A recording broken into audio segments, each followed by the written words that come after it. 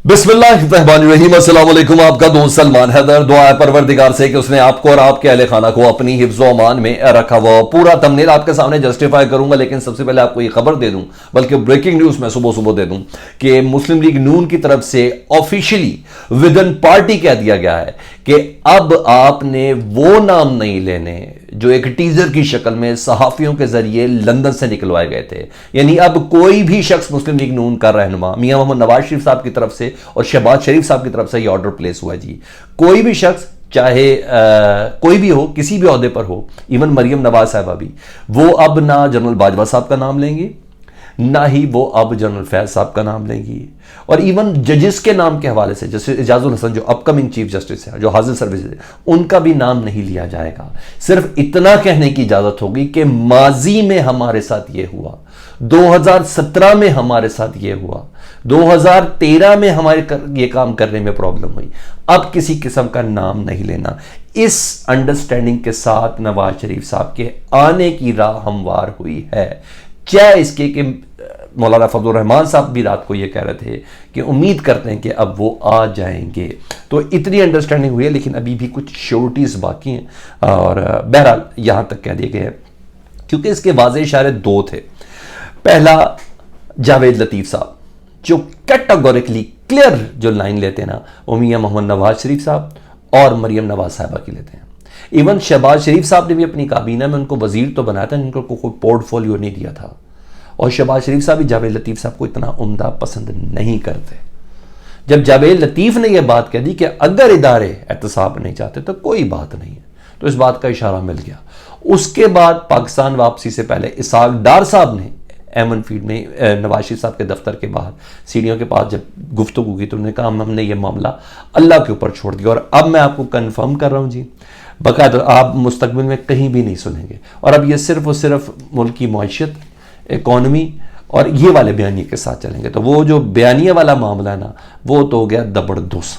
ठीक है, ये सही है नहीं है मुझे नहीं मालूम इस बात का, लेकिन हाँ इतना मैं आपको बताऊँ, ये यू टर्न नहीं है, ये डब्ल्यू टर्न भी नहीं है, ये पूरा राउंड अबाउट है, ये 360 है जिसके ऊपर इनको फख्र है। अब देखते हैं कि पाकिस्तान की अवाम इसको किस तरीके से लेती है, ये देखते हैं। क्योंकि सीनियर साफ़ी हामिद मीर साहब कह चुके हैं कि 2018 का जो मुबैना इल्ज़ाम इमरान खान साहब के ऊपर था, वही अब सिलेक्शन नवाज शरीफ साहब की शक्ल में। और जब आपको ये तसल्ली दे दी जाए, जब आपको ये तसल्ली दे दी जाए कि जनाब आप ही ने आना है, आप ही चीज़ें संभालेंगे, और आप विद इन पार्टी कारकुनान को मैसेज भी यही भिजवा रहे हैं, वो फिक्र ना करो हम ही हैं, तो फिर आप क्यों लड़ेंगे? फिर आप क्यों लड़ेंगे? फिर वोट डले ना डले, जीतना तो आपने है। तो यहां मैं आपको बताऊं कि ये बात अब तक जो कंफर्म मुझे हो चुकी है लंदन से, वो ये है। अब आ जाऊँ मैं जरा उस तमनेल की दीगर खबरों को बता। तो पाकिस्तान तहरीक इंसाफ के चेयरमैन इमरान खान साहब के वकील हैं नईम हैदर पंचौता, और उनकी वकला की टीम के तर्जुमान भी हैं। जो वो बात कहेंगे उनकी बात को ऑथेंटिक तस्वुर किया जाएगा पाकिस्तान तहरीक इंसाफ के वकला की टीम के हवाले से। वो फरमा रहे हैं कि इमरान खान साहब को जेल में यानी अडयाला में जहनी टॉर्चर किया जा रहा है और उनकी जान को खतरा है अडयाला में। ठीक है जी, और उनको तंग और तारीक सेल के अंदर रखा गया है, जहां चंद कदम चलने की, वॉक तक करने की गुंजाइश नहीं है। ये नईम हैदर पंचौता साहब कह रहे हैं। वो कह रहे हैं कि हम बरोज पीर यानी कल इस्लामाबाद हाई कोर्ट में बाकायदा तौर पर अपनी एक कानूनी दरख्वास्त लेकर जा रहे हैं कि जिसकी बिना पर हम इस खतरे का खदशे का इजहार करेंगे कि इमरान खान साहब की जान को खतरा है। इसके अलावा मैं आपको ये भी बताता हूँ, इमरान खान साहब की लीगल टीम ना वो कहते हैं ज़ेरे लब ये चीज़ें भी कह रही है कि इमरान खान साहब के ऊपर तशद्दुद के इशारे हैं। अब तशद्दुद ज़हनी में ज़्यादा मैटर करता है, क्योंकि जिस्मानी तशद्दुद इतना मैटर भी नहीं करता। अगर किसी को समझ नहीं है कि जिस्मानी से ज़्यादा ज़हनी तशद्दुद असर रखता है, तो मेरा ख्याल है इमरान रियाज खान की तरफ जाके देख लें, तो आपको बहुत अच्छे से अंदाज़ा हो जाएगा कि वो क्या है।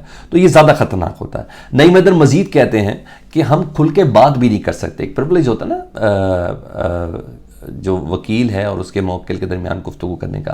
कहते हैं हम जब भी मुलाकात करते हैं हमारी जासूसी हो रही होती है। ठीक है, एक अदद संतरी साथ खड़ा होता है, हालांकि कानून इजाज़त देता है कि वकील और जो उसका मौक्किल उन दोनों की गुफ्तगू एक साथ हो सके ताकि वो अपनी स्ट्रेटजी डेवलप कर सके। नहीं तो पहले ये चीज़ें मुझे नहीं पता वो संतरी एक स्पाई लेवल का होगा, वो क्या होगा। आजकल तो किसी का एतबार भी कोई नहीं, तो ये तो बात पहले ही आगे पहुँच जाएगी कि उनकी स्ट्रेटजी क्या क्या है। तो उन्होंने कहा हमें दूसरा एक संतरी उधर खड़ा होता है, दूसरा संतरी बार बार आकर कहता है जल्दी करें जी जल्दी करें। तो वकील और क्लाइंट की गुफ्तगू प्राइवेट होती है, मगर हमें ये सहूलत, ये हक नहीं दिया जा रहा। और अब देखते हैं कि कल नईम हैदर इस्लामाबाद हाई कोर्ट के अंदर दरख्वास्त का मतन क्या लेके जाते हैं। वो डेफिनेटली तवज्जो तलब होगा वो मतन, जिसमें उन्होंने कहा है कि उनकी जान को ख़तरा है, तंग व तारीख सेल के अंदर रखा गया है और उनके ऊपर तशद्दुद, ये जहनी टार्चर किया जा रहा है। ये डेफिनेटली बहुत ही इम्पोर्टेंट चीज़ होगी। ऊपर उसके अलावा साइफर के ऊपर जो इमरान खान साहब के ख़िलाफ़ करने का प्लान है और नया चलान नए नए तरीके से जिस तरीके से पेश किया जा रहा है, तो पाकिस्तान तहरीक इंसाफ की कोर कमेटी के इजलास ने उसके बाद बड़ा स्ट्रॉन्ग और बड़ा लॉजिकल रिएक्शन दिया है।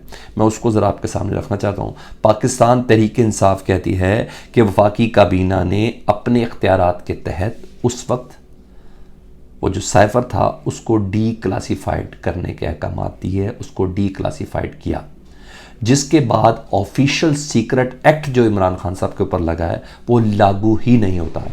ये मुकदमा अपनी मौत आप मर जाता है। अच्छा, मैं इसको थोड़ी तशरीह करके आपको बता देता हूँ।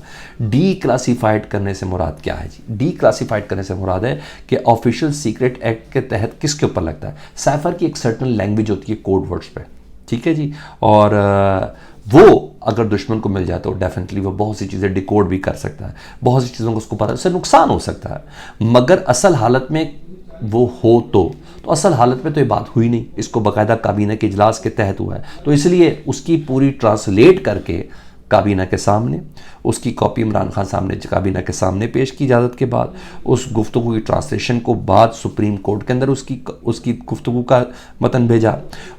कौमी असम्बली में कासिम सूरी साहब ने पढ़ कर सुनाया उसका मतन, और उसके बाद पब्लिक की गई है तमाम की तमाम चीज़ें। इवन नेशनल सिक्योरिटी कमेटी के इजलास में भी उसी गुफ्तगू को जो ट्रांसक्रिप्ट था उसकी जो ट्रांसलेशन है उसको डिस्कस किया गया है। तो उसके बाद तो जारी बात है ऑफिशियल सीक्रेट एक्ट लगता ही नहीं है। तो उन्होंने कहा इसलिए अपनी मौत आप मर जाता है। और ये भी उन्होंने बोला पाकिस्तान तहरीक के सामने कि जेल में खुफिया ट्रायल जो हो रहा है इस वक्त वो नाइंसाफ़ी की एक नई रवायत कायम की जा रही है। और यही नहीं, शाह महमूद कुरैशी के ख़िलाफ़ भी बेमानी और बेवक़्त बाकायदा तौर पर चलान पेश किया गया है। इवन अगर किसी को है मसला तो नेशनल सिक्योरिटी कमेटी के इजलास में भी पूरा डी क्लासीफाइड करके ये पेश किया गया था। तो ये तो सबके साथ बात हो जाती है। तो इमरान खान साहब ने अब काबीने से इजलास के बाद किया था, काबीने से मंजूरी के बाद किया था।